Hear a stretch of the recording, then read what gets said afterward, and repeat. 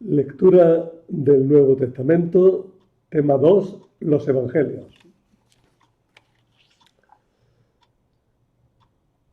Buenos días o buenas tardes, según me estéis viendo.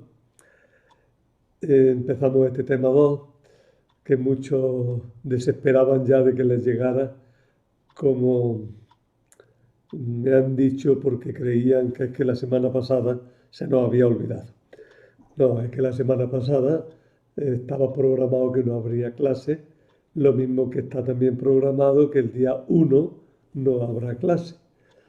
Pero por lo demás vamos siguiendo bien el programa. Hoy, como hemos dicho, vamos a hablar de los evangelios. Y comenzamos leyendo un texto fundamental, que es el prólogo del Evangelio de San Lucas. San Lucas, antes de comenzar su evangelio, pone estas palabras que vamos a leer que presentan su evangelio. Puesto que muchos han intentado narrar ordenadamente las cosas que se han verificado entre nosotros, tal como nos las han transmitido los que desde el principio fueron testigos oculares y servidores de la palabra, he decidido yo también, después de haber investigado diligentemente todo desde los orígenes, escribírtelo por su orden, ilustrísimo Teófilo, para que conozcan la solidez de la enseñanza que has recibido. Bueno, como veis, San Lucas al principio de su evangelio nos explica el método y la finalidad de su evangelio. Lo hace en pocas palabras, pero muy acertadas y muy bien expresadas. En primer lugar, destaco, como ya en otras ocasiones he hecho, que el Evangelio, y quizá con él los Hechos de los Apóstoles, que se ven como una continuación del Evangelio, pues bien lo dedica a un señor al que llama ilustrísimo Teófilo. Pero como Teófilo significa el que ama a Dios, podemos pensar que también nos dedica a nosotros su evangelio. En realidad, históricamente, y como desarrollo mucho más en las explicaciones del libro de los Hechos de los Apóstoles, pues San Lucas parece que dedica este evangelio y los Hechos a un personaje que debía ser un gobernador, porque el título que le da, que hemos traducido por ilustrísimo, el título es Krátiste en griego, ese título se le daba principalmente a los gobernadores. Algunos aducen que no hace falta porque también se le puede dar a alguien muy estimado o a alguien al que se quiere honrar expresamente al hablar. Bueno, en realidad es el título de un gobernador, que luego se emplea a veces para otras cosas, pues eso es otra historia. Pues bien, San Lucas dedica su evangelio al gobernador Teófilo. Pero nosotros no nos vamos a quedar en esa dedicatoria al gobernador, sino que pensamos más bien en lo que ya hemos dicho, que el evangelio se le dedica a Teófilo, al que ama a Dios, a nosotros. El evangelio está dedicado a nosotros. Y afirma una serie de cosas que son fundamentales para entender los evangelios, porque si no, los sacamos de quicio. En primer lugar, afirma que ha usado materiales previos. De alguna manera se supone que Lucas no era un conocedor directo de Jesús. Él conocía a Jesús, como ahora va a añadir, a través de otros. Y por eso, para poder hablar de Jesús con fundamento, va a utilizar cosas que ya se han dicho. Da por supuesto que hay escritos que hablan de Jesús. Lo dice con toda claridad. Muchos han intentado narrar ordenadamente las cosas que se han verificado entre nosotros. O sea, ya previo hay cosas, hay escritos que intentan narrar ordenadamente los hechos de Jesús. Por tanto, Lucas afirma que ha utilizado materiales previos. Vuelvo a insistir que esta afirmación es muy importante. Los evangelios no son un vídeo. Estamos acostumbrados muchas veces a verlos como un vídeo. Y no son un vídeo. Los evangelios son exposiciones, escritos que parten de otros escritos. Y más todavía, unos escritos que el autor ha estudiado críticamente. He decidido yo también, después de haber investigado diligentemente todo desde los orígenes, ha investigado. Y lo ha investigado con cuidado, diligentemente. Se ha fijado en todo lo que podía tener a mano. Ha querido partir desde el principio. ¿Veis? El autor, Lucas, no solamente dice que ha utilizado materiales previos, sino que esos materiales los ha investigado diligentemente, con cuidado. Y por tanto, ha aceptado las informaciones que reconoce como transmitidas por los predicadores que fueron testigos oculares de los hechos. El ideal del historiador antiguo era narrar lo que había visto. Cuando no se podía narrar lo que se había visto, había que acudir a fuentes fidedignas de testigos oculares. Pues bien, Lucas dice que sus noticias proceden de testigos oculares. Por tanto, de alguna manera, que proceden de los apóstoles. Así lo ha entendido siempre la Iglesia. Y no solamente de testigos oculares, sino de testigos oculares que han creído. Y han creído tanto que han sido capaces después de exponerlo diligentemente a los demás. Han sido predicadores de la palabra. Fíjate que usa la palabra en un sentido muy absoluto, muy grande. La palabra verdadera, la palabra que es verdad, la palabra que contiene la realidad, la palabra que en definitiva es Cristo. Por tanto, Lucas afirma que ha aceptado un tipo de informaciones, no cualquier información, sino las que vienen avaladas por testigos oculares que han creído en ellas, que han creído en Jesús. Y no solo han creído, sino que lo han predicado. Veis que está, por tanto, de alguna manera afirmando el origen apostólico de su evangelio.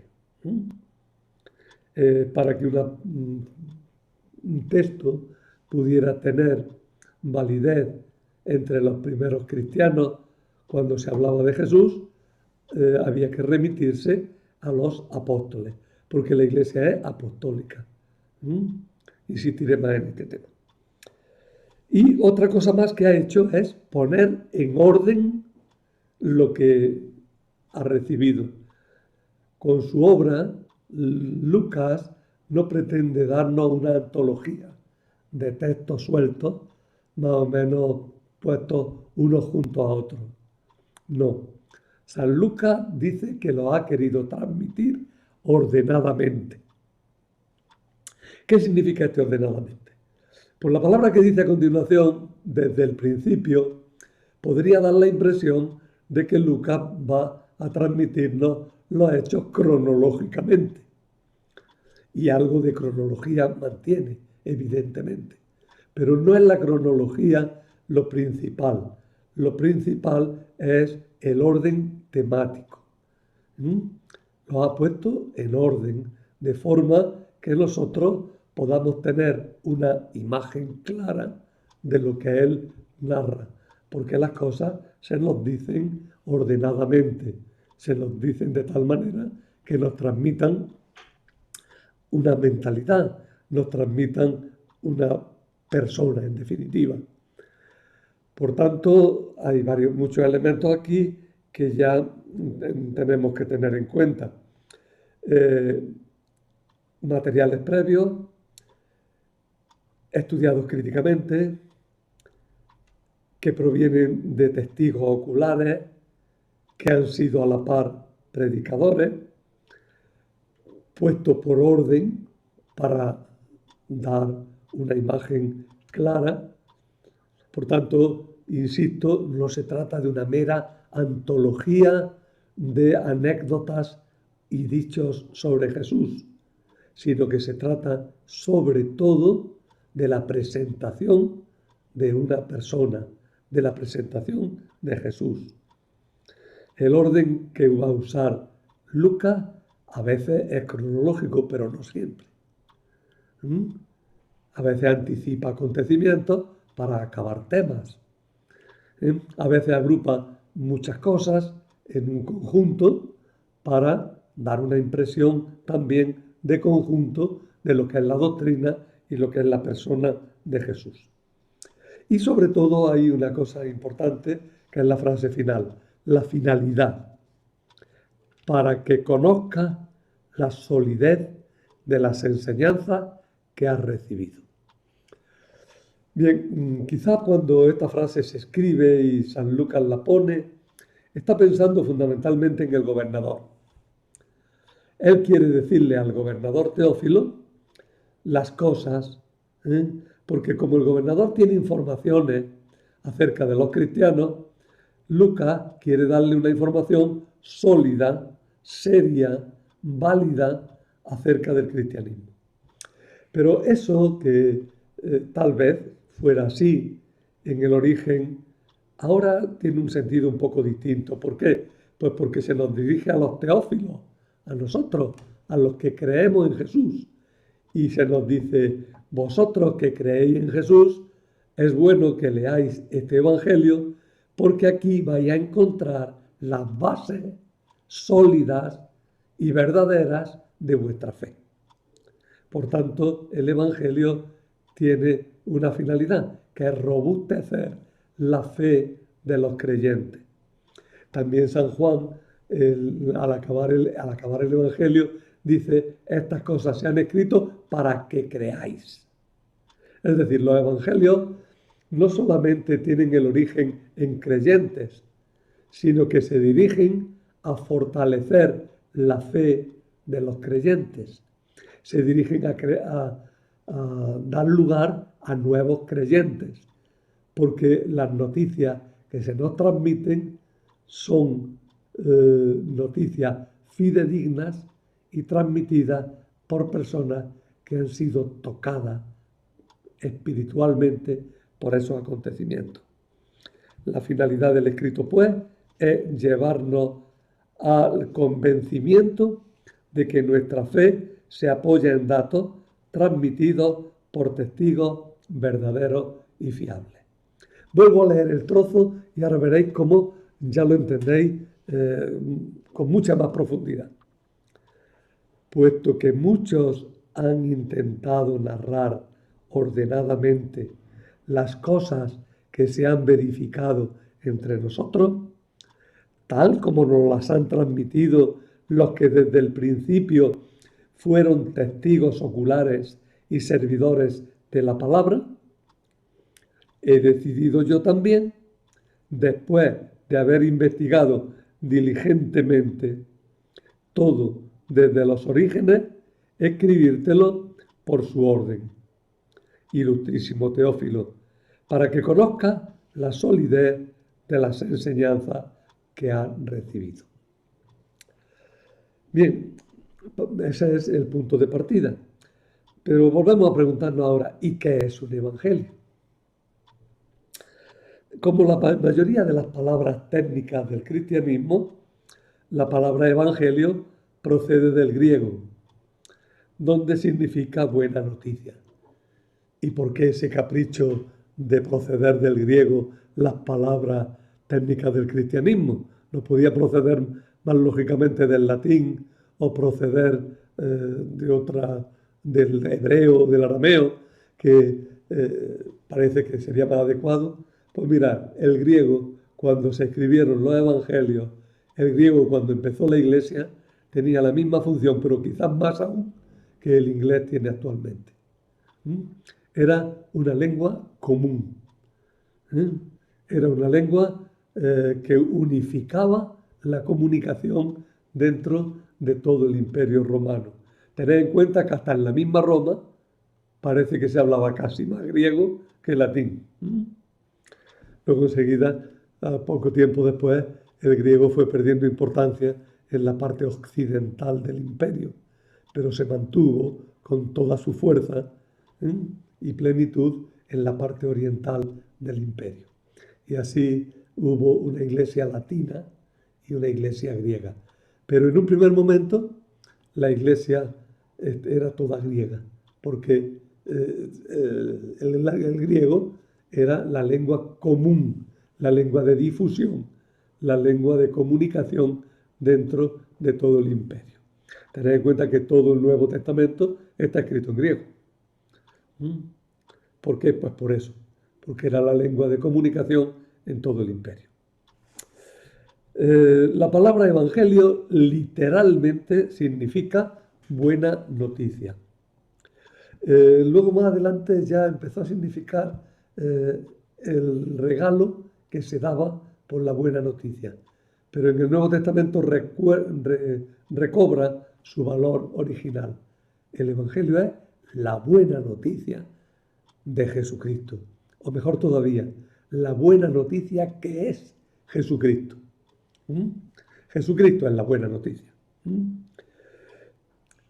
Con la palabra evangelio se designa en conjunto la predicación cristiana. Por eso digo que es Jesús, porque la predicación cristiana tiene como objeto claro y directo a Jesús. El cristianismo es la predicación, el anuncio de Jesús. Evangelio y Jesús, de alguna manera, Jesucristo, son intercambiables. Jesucristo es la buena noticia. La buena noticia es Jesucristo. Y por eso son evangelistas todos los predicadores, los misioneros, los evangelizadores que decimos, ¿no? Son evangelistas los que anuncian de cualquier manera a los demás la buena noticia de Jesucristo.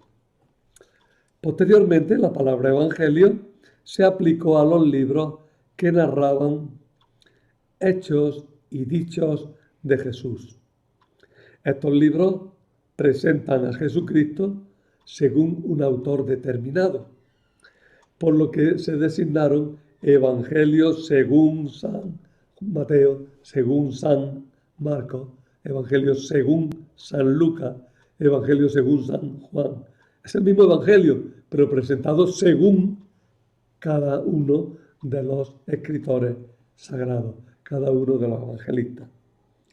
Y al conjunto de los libros de ese estilo contenidos en el Nuevo Testamento, se les designó como los santos evangelios.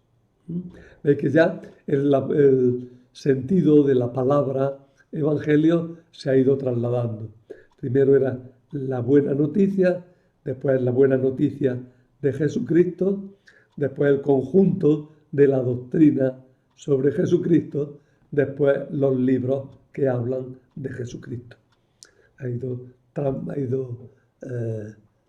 difundiéndose, ha ido cambiando un poco el sentido de la palabra, pero siempre ha mantenido en el fondo ese valor de buena noticia.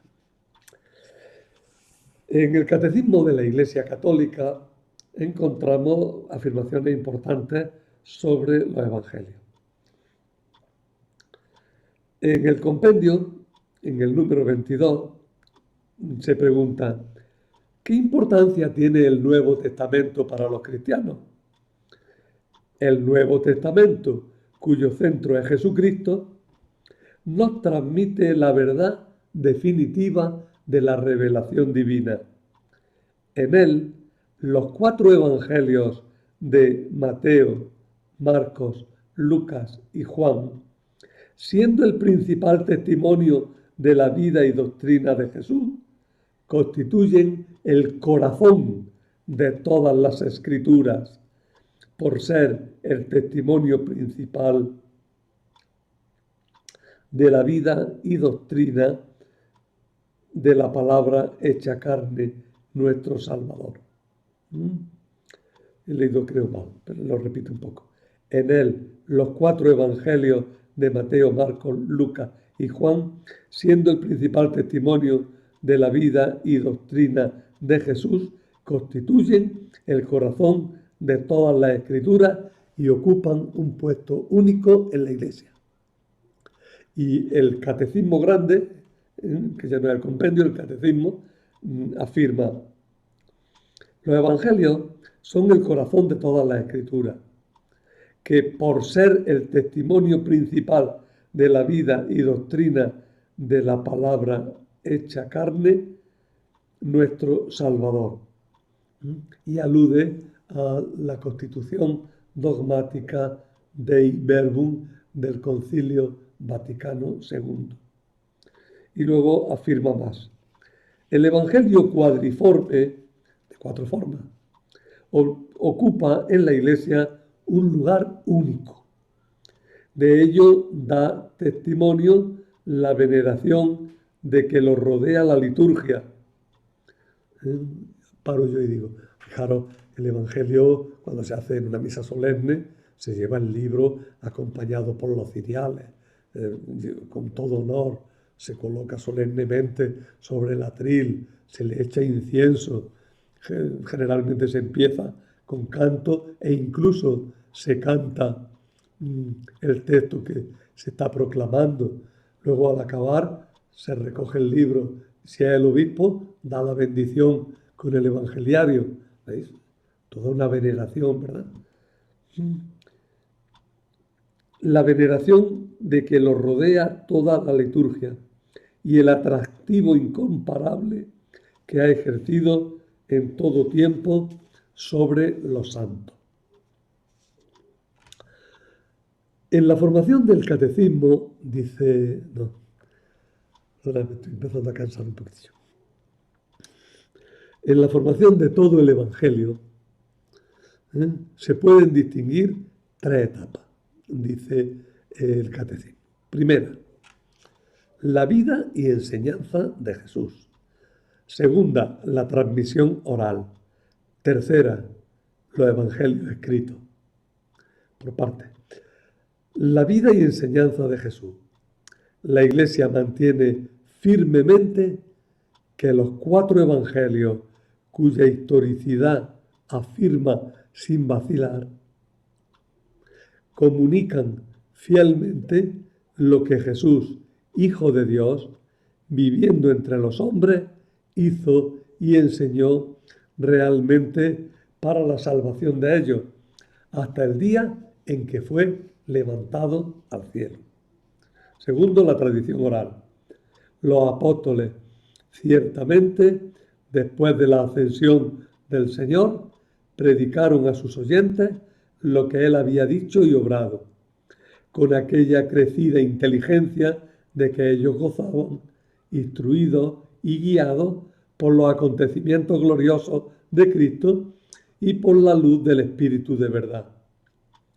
Los evangelios escritos en la tercera etapa. Los autores sagrados escribieron los 4 evangelios, escogiendo algunas cosas de las muchas que ya se transmitían de palabra o por escrito, sintetizando otras o explicándolas, atendiendo a la situación de la Iglesia, conservando por fin la forma de proclamación, de manera que siempre nos comunicaban la verdad sincera acerca de Jesús. Ahí habría muchísimo que comentar, ¿eh? Leerlo despacio y fijaros.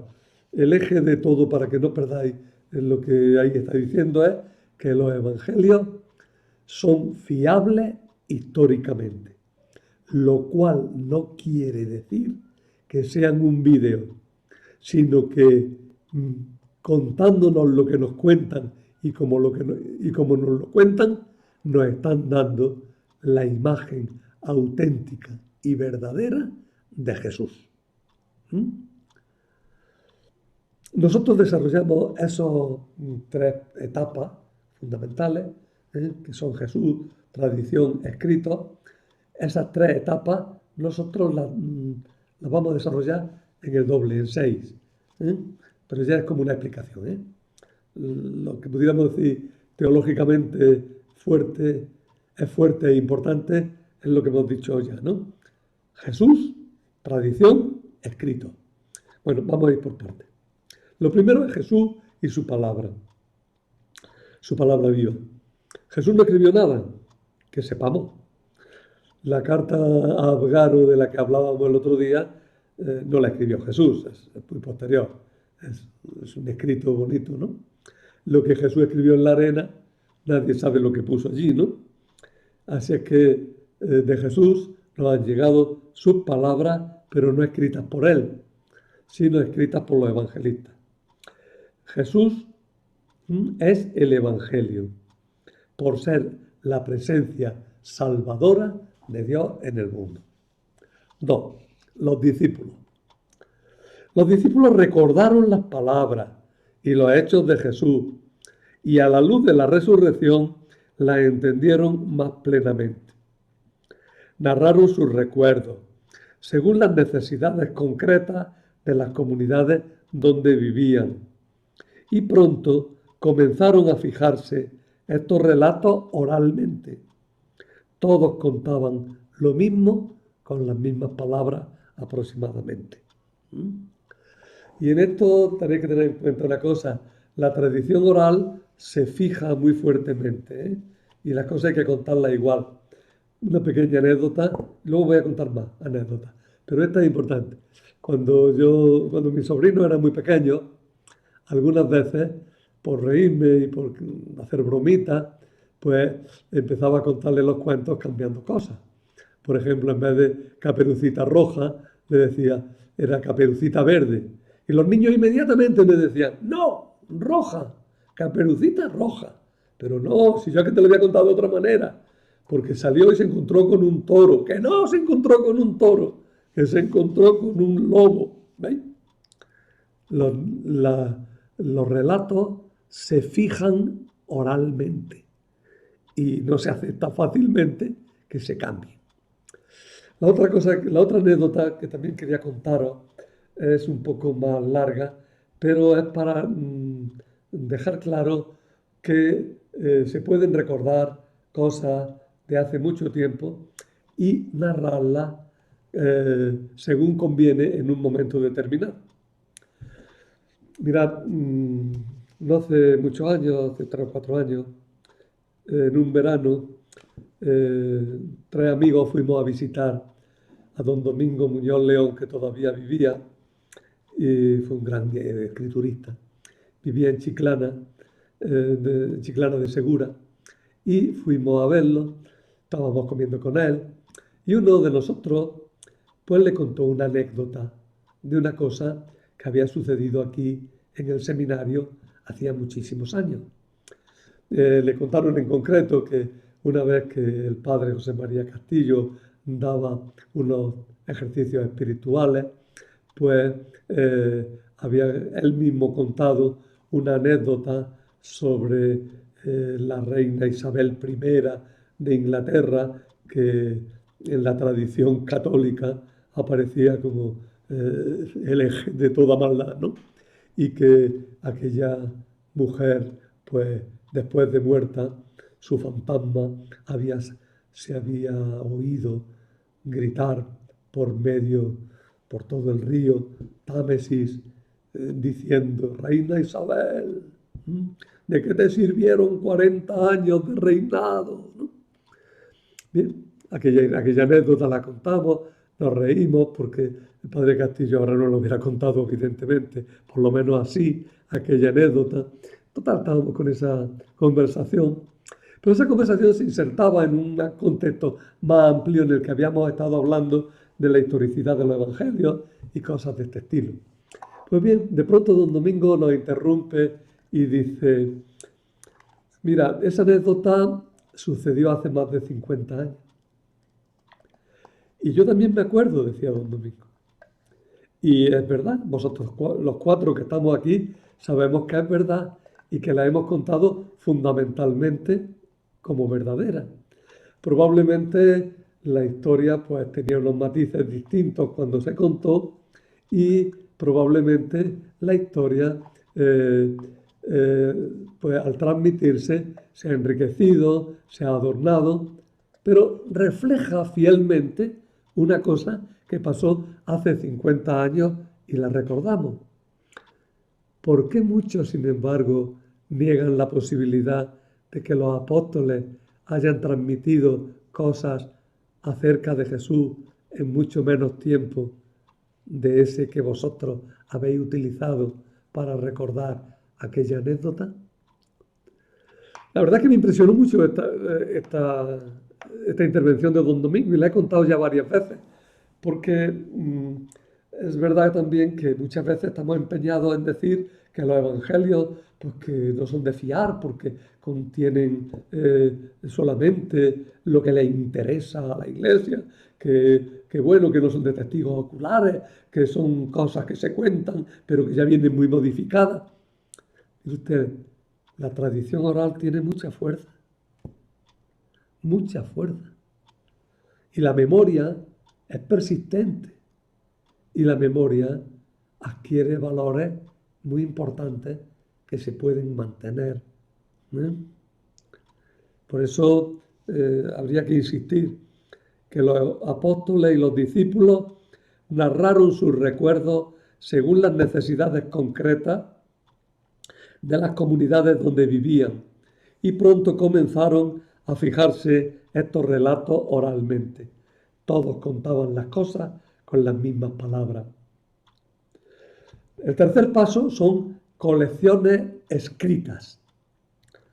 Los relatos se fueron poniendo por escrito en hojas sueltas, que luego se coleccionaron. Quizá una de esas colecciones se le atribuyó al apóstol Mateo, porque algunos escritores de la antigüedad hablan de que Mateo escribió lo referente a Jesús en hebreo y luego fue traducido al griego. Quizá había una colección de hojas sueltas atribuida a Mateo y quizá esa colección sea lo que hoy día se conoce como la fuente Q. La fuente Q es la fuente F, podríamos decir mejor. La fuente, es decir, una colección de dichos del Señor de la que copiaron, como ahora veremos, San Mateo y San Lucas. La fuente Q sería, por tanto, una colección de dichos del Señor, que puesto que se recogió en los evangelios de Mateo y de Lucas, perdió su interés como tal y se perdió. No se conoce ningún manuscrito que la contenga, pero ha llegado hasta nosotros en los evangelios de San Mateo y San Lucas. Insisto ahora enseguida. Muchos creen que esa fuente, esa colección de dichos, partiendo de San Mateo y de San Lucas, se podría reconstruir y hay intentos muy notables y muy serios de reconstrucción de ese escrito. Conozco dos que os puedo citar. Uno es el de Santiago Guijarro y otro es el de Senén Vidal, con la peculiaridad de que en su edición del Nuevo Testamento, Senén Vidal pone la fuente Q reconstruida por él, partiendo de Mateo y de Lucas, la pone como un libro más, como un evangelio más. Bueno, advirtiendo todo lo que hemos advertido, pues puede ser útil para el estudio. el trabajo de Santiago Guijarro es también enormemente serio y bien calibrado y bueno, pues lleva a reconocer el fondo de muchos textos que se han conservado en el Evangelio. La cuarta etapa ya tiene nombre propio, sería Marcos. Parece que fue San Marcos quien compuso por primera vez una obra que era mucho más que una colección de escritos, que una colección de dichos y de hechos. Marcos organizó los materiales que tenía a mano y que había recibido de la tradición. Organizó, los puso como un organismo, les dio cuerpo cargado del Espíritu del Señor. Es decir, escribió un libro. Son materiales, pero escribió una obra propia. Una obra en la que él transmite algo como él quiere, utilizando sí, porque no se inventa. Tened en cuenta, los antiguos no inventan. Procuran no inventar. Eso algún día hablaremos de eso. Esta organización de los materiales tenía como finalidad presentar la persona de Jesús, destacando los rasgos que él veía esenciales. Pero el Evangelio de Marcos adolecía de una cosa, no tenía casi palabras de Jesús. Bueno, tenía bastantes más de las que dicen algunos autores. Y leedlo y veréis cómo tiene bastantes palabras de Jesús. Pero el Evangelio de Marcos fundamentalmente va a los hechos. Llama la atención cuando uno lee el Evangelio de Marcos y dice, y se puso a predicarle. Y cuenta un milagro. Y dice uno, ¿pero qué es lo que les dijo? El milagro. Los hechos de Jesús son la predicación de Jesús. Quinta etapa, los otros evangelistas. Después de Marcos, otros muchos autores intentaron lo mismo, presentar a Jesús mediante la narración de sus dichos y sus hechos. Algunos utilizaron el Evangelio de Marcos y otras fuentes. De estos destacamos a Lucas y a Mateo. Y por último, una vez que ya tenemos escritos los evangelios, queda todavía una etapa, y es la predicación de la Iglesia. Primero, cada evangelio fue acogido como propio por algunas comunidades. La recepción de un escrito le da sentido al escrito. Pongo el ejemplo con la música.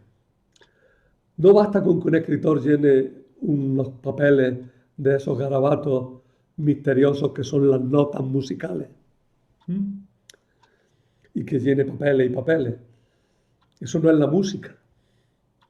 La música llega cuando un músico lee esos papeles y les da sentido.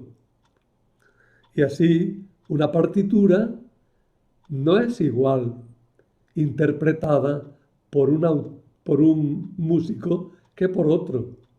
Por eso no da igual oír las 9 sinfonías de Beethoven dirigidas por, no sé si lo ha hecho, dirigidas por Barenboim o dirigidas, este sí lo ha hecho, por von Karajan, ¿no? No da igual. Suenan distintos. Hay una interpretación, pero la sinfonía es la misma. La escribió Beethoven y los papeles los tenemos y las notas están allí, una detrás de otra, ¿no? Sí, es verdad, pero los acentos profundos, el sentimiento, los ritmos, el destacar un instrumento, el fortalecer momentos, eso es obra del intérprete. Lo mismo pasa con cualquier canción, puesto quizás una cosa así muy complicada, ¿no? Pero hombre, no da lo mismo oír una ópera tocada por cantada por Plácido Domingo o por Flores o por cualquiera de los intérpretes que tenemos actualmente y que son tan buenos, ¿verdad? Por eso me gusta oír. A ver cómo interpreta Pavarotti este trozo, a ver cómo lo interpreta Carrera, a ver cómo lo hace Krauss, ¿no? No es lo mismo. Pues bien, la Iglesia recogió los 4 evangelios y los predicó. Y eso sigue haciéndolo. Y en ese sentido, los evangelios son obras vivas. Porque en la sexta etapa, en este sexto momento, es la Iglesia la que lo está transmitiendo. Y pretende transmitirlo según la sensibilidad de los oyentes actuales, de los oyentes de cualquier momento. La Iglesia, iluminada por el Espíritu Santo, reconoce en los evangelios contados por Mateo, Marcos y Lucas la propia fe en Jesús. Hay una hipótesis sobre la fundación de los evangelios sinópticos que ahora expondremos inmediatamente. Me explico, pero antes primero tengo que decir que son evangelios sinópticos. Mirad, los 4 evangelios no son iguales, son bastante distintos. Pero hay 3 que se parecen mucho. El evangelio de Mateo, de Marcos y de Lucas son muy semejantes. Podemos ponerlos en columnas paralelas, de modo que se pueden ver a la par para ir comparando.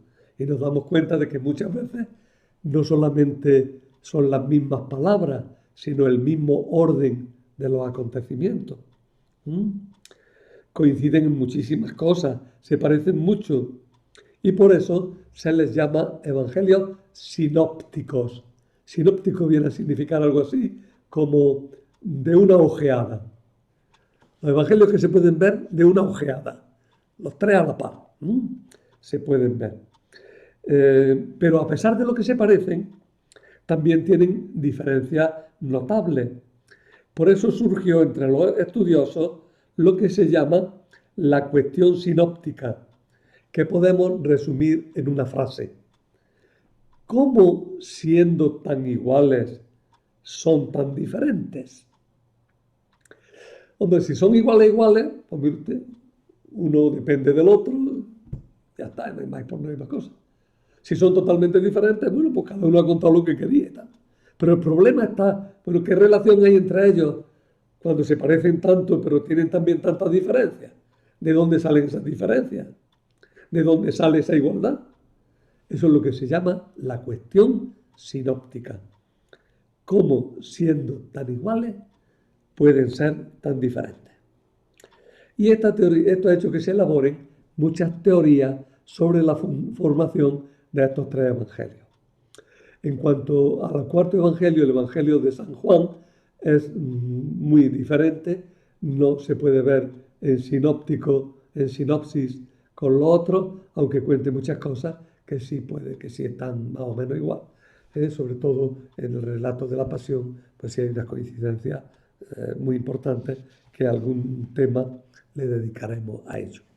Pero ahora el evangelio de San Juan, siendo evangelio, contando las cosas de Jesús, reconocemos que tiene tanto una forma como unas narraciones distintas de los otros 3 evangelios. ¿Cómo se formaron los evangelios sinópticos? Mirad, este esquema que os pongo aquí abajo puede servir. Hipótesis de las 2 fuentes para la composición de los sinópticos. Tenemos 2 fuentes arriba, Marcos y Q. Marcos ya sabéis que es el Evangelio. Q, también lo hemos explicado ya, lo tiene justamente encima. Es una colección de dichos de Jesús que se ha perdido. Pues bien, además de esas 2 grandes fuentes, Marcos y Q, existían también otras tradiciones sueltas. Una las llamamos tradiciones propias de Mateo y otras las llamamos tradiciones propias de Lucas. Mateo cogió el Evangelio de Marcos, pero quiso meterle más dichos y por eso cogió la fuente Q.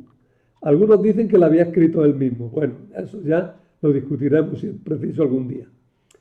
Entonces tenemos que Mateo tiene Marcos más la fuente Q.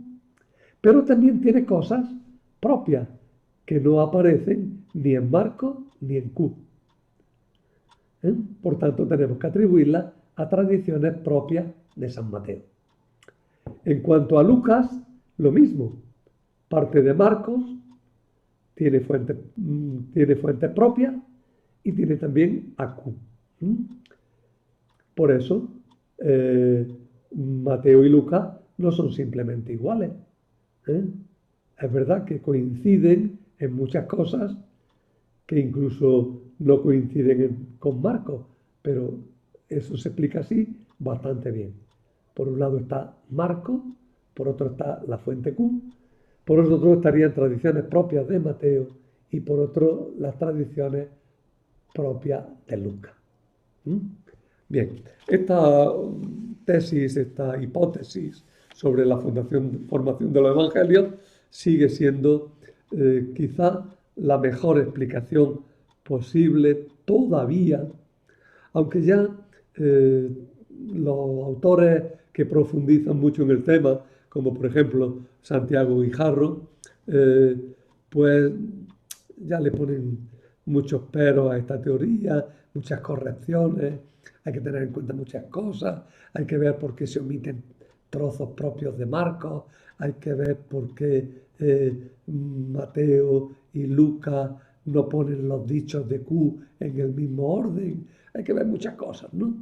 Incluso hay teorías ya actuales que lo cambian todo, y cambian el orden y dicen que lo más reciente en realidad es Marcos. Bueno, por ejemplo, Garbini organiza toda una teoría completamente distinta, como la evolución de un primer evangelio en distintas ediciones, hasta que se llega a una edición recortada y resumida en Marcos. No me meto ahora en eso. Quedaros con esta interpretación de la hipótesis de las dos fuentes, que es bastante clara y explica bastante bien el origen de los evangelios sinópticos. Eso sí, teniendo en cuenta que no es más que una hipótesis, que no es totalmente definitiva y que hay algunos autores que le hacen muchas matizaciones y algunos que incluso la rechazan y presentan una hipótesis distinta. Yo, como decía un alumno mío, que por cierto falleció ya, a mis cortas luces, bueno, pues sigo todavía muy apoyado en la hipótesis de las dos fuentes. Bueno, hemos aprendido bastante vocabulario y quiero rematar ya. Hemos dicho ya lo que son los evangelios canónicos, que son los que están en el Nuevo Testamento. Mateo, Marcos y Lucas y Juan. Evangelios sinópticos serían Mateo, Marcos y Lucas. Luego tenemos también una categoría que no he explicado, que es la de los evangelios apócrifos.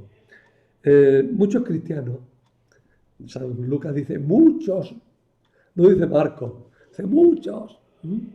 Bueno, pues muchos cristianos intentaron presentar a Jesús según su propia idea. ¡Oh, qué barbaridad! Presentaron según su propia idea.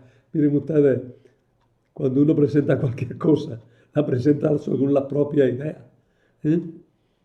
Porque si la presenta según la idea de otro, o le suena, o le sale bastante mal, o por lo menos tenemos que decir que no ha sido, que no ha profundizado mucho, que no ha reflexionado. Uno presenta las cosas según la propia idea. Y sobre todo en temas históricos, esto es básico, ¿no? Mira que se cuenta la historia de maneras distintas, ¿no? ¿Por qué? Pues porque cada uno inevitablemente la cuenta según las propias ideas. Bueno, pues muchos cristianos intentaron presentar a Jesús según sus propias ideas. Algunos de ellos se apartaban claramente de la fe de la Iglesia. Eran lo que se llamaba entonces herejes, los que han escogido una doctrina al margen de la doctrina común, de la doctrina católica, que significa común, que es la predicada por la Iglesia en el mundo entero.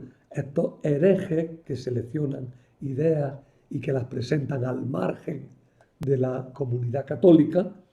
Vuelvo a decir, de católica, en primer lugar, significa general, la Iglesia en conjunto. Pues las presentaron de esa manera. Algunos tenían demasiado gusto por lo espectacular, por lo maravilloso. La Iglesia no reconoció esos libros ni de los herejes ni de los que estaban interesados solo por mostrar prodigios. Eso no lo reconoció como palabra de Dios. Algunos incluso los rechazó seriamente, según dirían algunos actuales, porque no les interesaban. Pues claro que no nos interesan.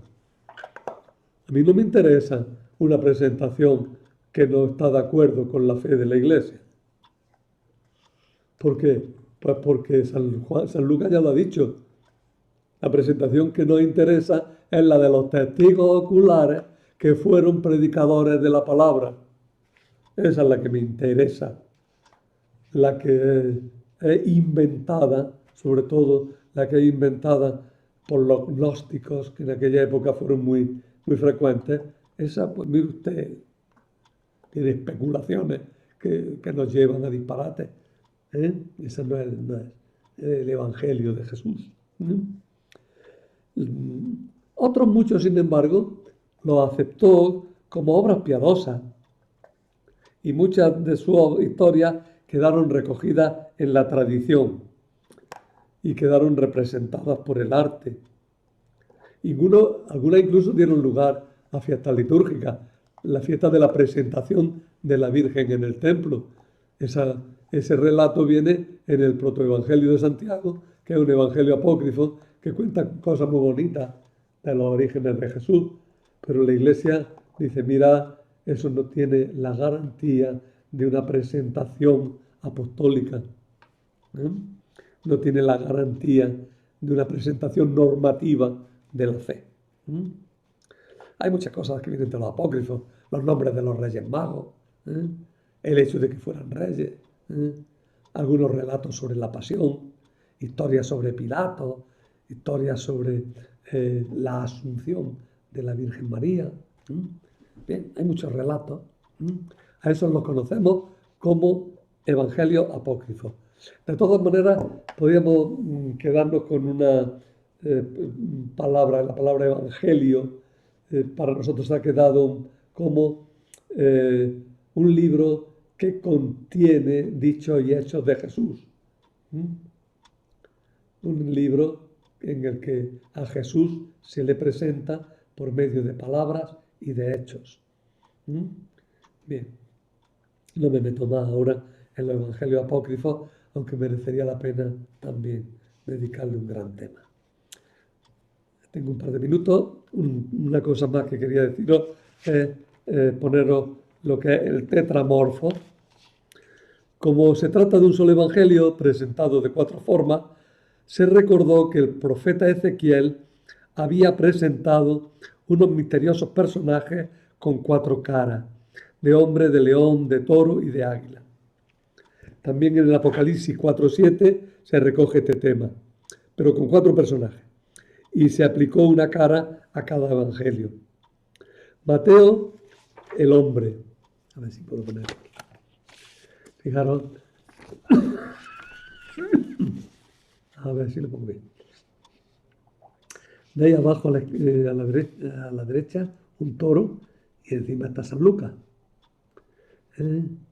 Veis detrás otro evangelista que parece que tiene el águila detrás y sería San Juan.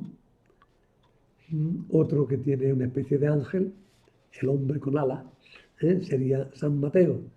Ahí no veo el león, lo siento, pero tiene que estar. Y sí me parece que está detrás del primero de la izquierda. Y ese sería San Marcos. Los evangelistas se les suele representar con sus símbolos. Hay una novela por ahí, una película que es muy famosa, que es La brújula dorada o Luces del Norte, es un cuento de Dahl, es muy bonito. Bueno, pues ese cuento, las personas de ese cuento tienen consigo un daimon, un animal que de alguna manera es una expresión de su alma, ¿no? Bueno, los dibujos de las 4 figuras estas no son daimon ni son otra cosa sino una especie de logo, de logotipo de los 4 evangelios. Tenemos, aquí lo veis quizá un poquito mejor, para Mateo el hombre, todos tienen alas, ¿eh? No es un ángel, es un hombre con alas. Para Mateo el hombre, para Marcos el león, para Lucas el toro y para Juan el águila. La razón es porque San Mateo empieza con la lista de los antepasados de Jesús y por eso es el hombre, ¿no? Marcos el león porque comienza el Evangelio donde hay leones, en el desierto. Lucas el toro porque empieza en el templo de Jerusalén cuando se está haciendo un sacrificio. Y los sacrificios eran a veces de toros. Y Juan el águila, pues su pensamiento es muy elevado. Y además el que nos quedaba, ¿no? Y además se remonta al origen divino de Jesús. Estas 4 figuras, estos 4 logotipos, se popularizaron y aparecen en infinidad de representaciones. También como anécdota curiosa, en la Catedral de Córdoba, debajo del púlpito, está representado el tetramorfo y el toro se ve con una fuerza muy grande, se ve ahí muy importante, muy destacado. Los guías a veces dicen que es el toro que trajo las piedras para la catedral y que reventó del esfuerzo que hizo y que en honor a él pues lo pusieron allí, ¿no? Algunos ya más chistosos dicen que es el toro que mató a Manolete. Pues mire usted, ni una cosa ni otra. Es el logotipo de Santiago, de San Lucas. La figura del tetramorfo, 4 formas. Y nada más. Pues detrás tenéis algunas cositas sencillamente del Concilio Vaticano. Tendría que haber insistido mucho más en todo el tema de la historicidad de los evangelios, pero irá saliendo. El Nuevo Testamento contiene lo que ha revelado Dios por medio de Jesucristo. Dentro del Nuevo Testamento destacan los 4 evangelios. Evangelio según San Mateo, según San Marcos, según San Lucas, según San Juan. Ellos nos presentan a Jesús mediante relatos que nos transmiten sus dichos y sus hechos. La Iglesia les profesa tanta veneración que cuando se leen en la liturgia, todos se ponen de pie para escucharlo. Y nada más. Hasta la próxima clase, que será para el día 8. La próxima clase que tocaría el día 1 no hay clase. ¿Por qué? Pues porque es el Día de los Santos y ese día lo omitimos. La próxima clase es el día 8. Ya volveremos al ritmo verdaderamente semanal a partir del día 8. 8, 15, 22, 29, bueno, ya hablaremos.